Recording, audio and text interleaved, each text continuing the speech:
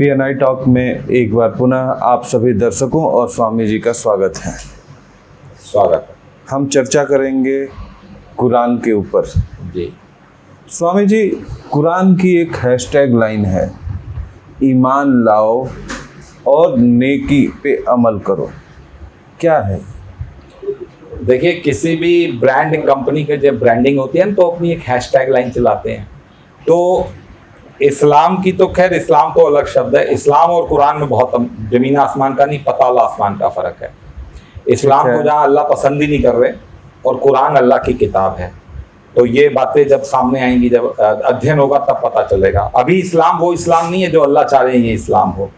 तो देखिए, कुरान की एक हैशटैग लाइन है, ईमान लाओ और नेक अमल करो। तो ईमान लाओ, देखिए क्या है ईमान लाओ। अपने आप में ये वो नहीं है जिसे इस्लाम समझ रहा है कि दाढ़ी रखो, नमाज रखो, फर्ज करो, ये ज़कात दो, नमाज अदा करो।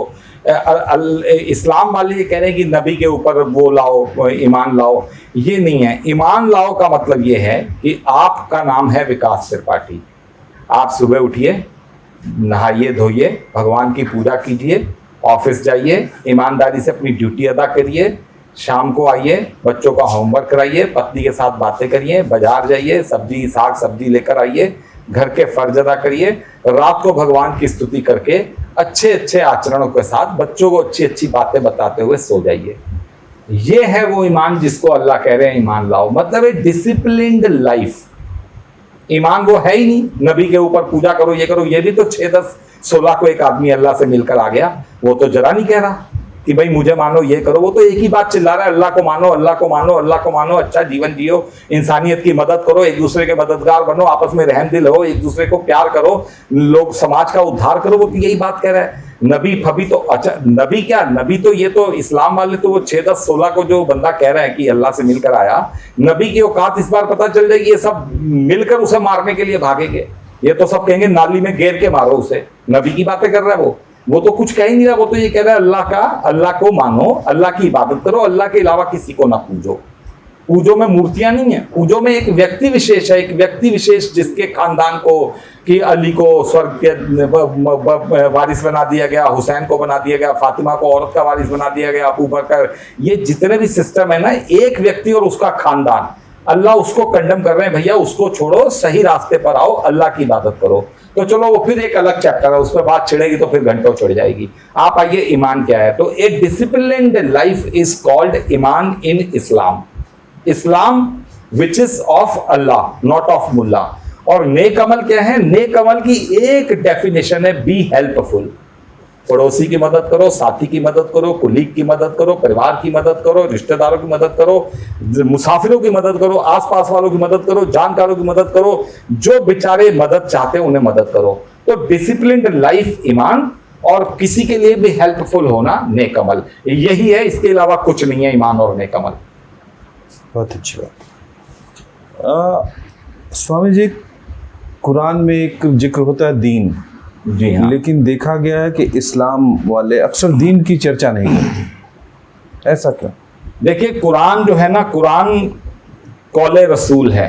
कौले रसूल आपको थोड़ा, अब हिंदू वाले जो सनातन धर्मी जो देखेंगे उन्हें नहीं समझ पड़ेगा इसका क्या है। कौले रसूल मतलब कुरान सारी की कुरान एक व्यक्ति के लिए लिखी हुई है।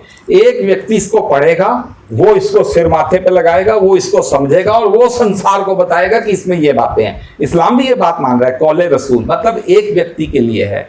तो उस व्यक्ति को अल्लाह ट्रेनिंग दे रहे हैं।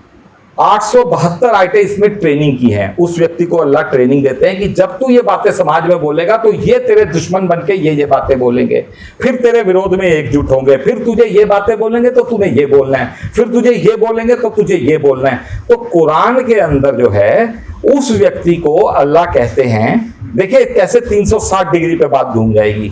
ये लोग तो दीन पे चर्चा नहीं करते क्योंकि एक आयत आती है कि जब तक जो अल्लाह की वहां कुरान की कोई आयतों की बात करे तो तुम वहां से उठ के चले जाओ, वरना तुम भी उन जैसे हो जाओगे।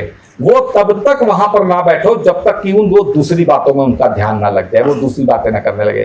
तो ये बात इस्लाम वाले समझ रहे हैं अल्लाह उन्हें बोल रहे हैं। ये अल्लाह उन्हें नहीं बोल रहे, ये अल्लाह बोल रहे हैं नबी को कि नबी अगर ये लोग कुरान की चर्चा करते हैं, कौन? इस्लाम वाले, तो तू वहां से उठ जा, क्योंकि इनको पता ही नहीं किस कुरान के बारे में क्या ये चर्चा कर रहे हैं। अगर तू इनके साथ बैठेगा तो तेरा ब्रेन वॉश ना कर रही है, तो तू वहां से उठकर चला जा। तो देखिए बिल्कुल 360 डिग्री पे बात घूम रही है। ये इस्लाम वाले चर्चा इसलिए नहीं करते कि इन्हें शायद अल्लाह ने कुरान में मना कर रखा है, जबकि अल्लाह अपने नबी को मना कर रहा है कि इनके साथ मत बैठ, इनको ना मायने पता है ना इनको मतलब पता है, ये जो उल्टा चल्ट बोलेंगे तू भी ना कहीं भाग के इनके जैसा हो जाए, तो तू वहां से हट जा। तो ये दीन पे चर्चा ना करना नबी के लिए निर्देश है या अपने लिए ले रहे हैं? स्वामी जी, जैसा कि क्रिश्चियनिटी और इस्लाम फैला, बहुत फैला, वैसे ही सनातन धर्म और यहूदी क्यों नहीं फैला? देखिए, सनातन धर्म का ना फैलने के पीछे कारण ये है कि प्रेम भूषण महाराज एक बात कहते हैं कि सनातन धर्म ईश्वर का अपना प्यारा धर्म है, इसकी रक्षा वो खुद करेगा। तो देखिए, एक ऐसा देश जिसके ऊपर 200 साल अंग्रेजों ने राज किया, 1000 साल इस्लाम ने पूरे वर्ल्ड में अपनी पताका फहरा दी, जिहाद और जंग और अपने राजपाट से। मगर केवल एक सनातन धर्म ऐसा धर्म है कि 1000-1500 साल गुलाम रहने के बाद भी गोरों का, अंग्रेज का, सनातन धर्म और निखर कर आया और उभर कर आया। क्यों? क्योंकि अल्लाह को पता था कि मैंने जिस बंदे को ट्रेनिंग देनी है, मैंने जिस बंदे को भेजना है, मैंने जिस पूजा पाठ पद्धति को धरती पे सर्टिफाइड करना है, वो व्यक्ति एक ब्राह्मण होगा, वो सनातन धर्म का होगा, वही व्यक्ति संसार को एक नई राह दिखाएगा और सही राह दिखाएगा। नहीं तो इसलिए कि प्रेजेंट वालों के लिए है तो ये पुरानी राह सनातन धर्म। और देखिए, जहां तक रही यहूदियों की बात, यहूदी एक ऐसी कौम है जो जिद्दी, महाजिद्दी, वो अपने मंदिरों में नहीं आने देते। उनके मंदिरों को वो सिनेगॉग कहते हैं, शब्बा शलम करके उनकी शुरुआत होती है। जैसे हम लोग नमस्ते करते हैं, इस्लाम वाले सलाम वालेकुम करते हैं, तो वो शब्बा शलम करके कुछ बोलते हैं। उनके सिनेगॉग भारत में भी 4-5 ही उनके मंदिर है, खान मार्केट में, दिल्ली में, कहीं कानपुर में, बॉम्बे में, इस तरह से। और इनका एक देश है इजराइल, जो इस वक्त बड़ा संकट में है। और कुरान के मुताबिक इजराइल सबसे पहले तबाह होगा। आने वाले समय में इजराइल बड़ी जल्दी तबाह होने वाला है। वो लोग अपनी जिद में बने बैठे हैं। उनको खबर भी, उनकी एम्बेसी में खबर दे दी गई है कि एक आदमी आ गया, मगर उन्होंने अपने देश में, नफ्ताली ने कह दिया हम भी कोरोना के साथ ही जिएंगे, हम कोरोना के साथ जी जाएंगे, मर जाएंगे, मगर हम मानेंगे नहीं किसी को भी, ईश्वर के असली दूत को, नकली दूत को, किसी को नहीं मानना। तो देखिए, इजराइल जो है, यहूदी अपने मंदिरों में आने नहीं देते, अपनी जाति से बाहर शादी नहीं होने देते, अपने धर्म ग्रंथ नहीं बाजार में आने देते, अपने धर्म के सिस्टम के बारे में किसी को पता। एक भी उनके आदमी या औरत कोई धर्म से बाहर शादी कर ले तो उसे वो जैसे सरदार तनखैया घोषित करते हैं, वैसे वो काफिर डिक्लेयर कर देते हैं। तो यहूदी एक बड़ी जिद्दी कौम है, वो अपने ही मंदिरों में अपने ही लोगों को नहीं आने दे रहे पूरी तरह से, तो वो बाहर वालों को कहां फैलाएंगे? स्वामी जी, अक्सर कुरानों में दज्जाल का जिक्र होता है। दज्जाल, देखिए, दज्जाल का कुरान में जिक्र नहीं है, दज्जाल का हदीसों में जिक्र है। हदीस क्या है ये फिर आपको कभी अगले टॉपिक्स में कभी बताया जाएगा। अभी आप दज्जाल का समझ लीजिए कि काना दज्जाल एक शब्द है। इस्लाम के अंदर एक बिलीफ है, जैसे कंस है ना सनातन धर्म में, एक रावण है सनातन धर्म में, तो इस्लाम का एक बिलीफ है कि धरती पर एक काना दज्जाल आएगा। वो दज्जाल आएगा, और वो दज्जाल कोई आदमी नहीं है, दज्जाल एक फिलॉसफी है, एक निजाम है। वो दज्जाल जब धरती पे आएगा तो धरती का सारा मॉइस्चर एनवायरनमेंट खराब हो जाएगा, कत्ल और गारत में, दुनिया में कत्ल होंगे, गली गली बम फूटेंगे, दुनिया में ब्लड शेड्स होंगी, लड़ाइयां होंगी, धर्म के नाम पे वॉर्स होंगी, एक दूसरे के कत्लेआम होगा। वो दज्जाल जब धरती पे आएगा तो धर्म को, संसार को खराब कर देगा। उसके बाद कुरान ही कहती है ईसा मसीह आएंगे, ईसा मसीह दज्जाल का खात्मा करेंगे। अब ये कोई हाथ पैर वाली लड़ाई नहीं है, चक्कू तलवारी वाली, एक निजाम की लड़ाई है, एक फिलॉसफी होगी दज्जाल, उसको एक नई ईसा मसीह की फिलॉसफी उसको खत्म कर देगी और धरती को अमन, चैन और स्वर्ग में बदल देगी। Ravan is equal to Kansa is equal to Dajjal, Isa Masih is equal to Ram is equal to Krishna.